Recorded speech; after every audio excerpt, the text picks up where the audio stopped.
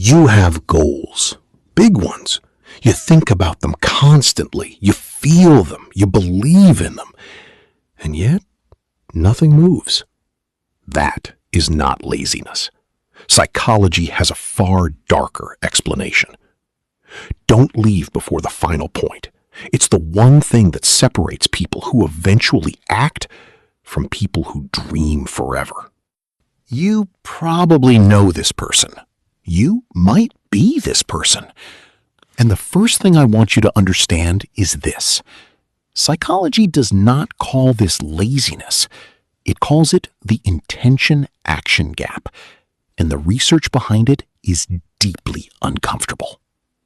A study published in the British Journal of Health Psychology found that people who imagined themselves doing something in vivid detail, the emotions, the environment, the outcome, were actually less likely to do it because the brain, in its incredible efficiency, partially registers the fantasy as the experience itself.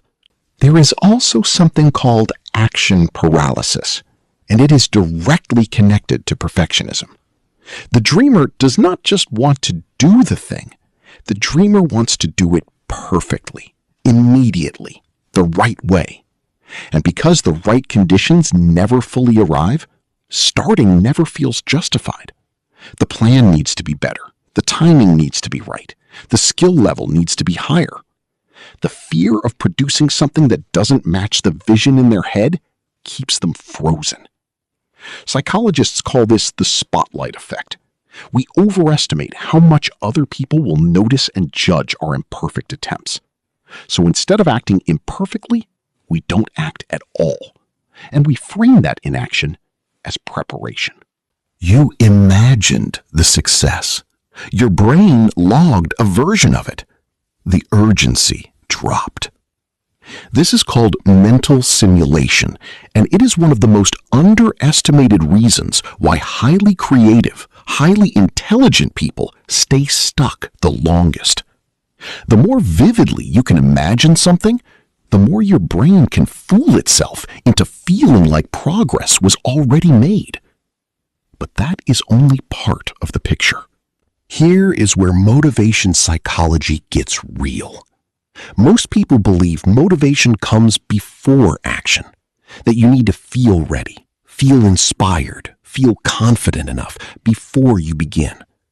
But the research shows the opposite is consistently true. Action creates motivation, not the other way around.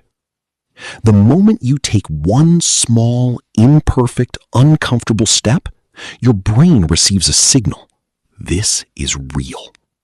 The neurological response shifts from fantasy mode to execution mode. Dopamine is released not from the dreaming, but from the doing. This is why discipline is not the absence of feeling. Discipline is the decision to move before the feeling shows up. And here's the final truth that separates permanent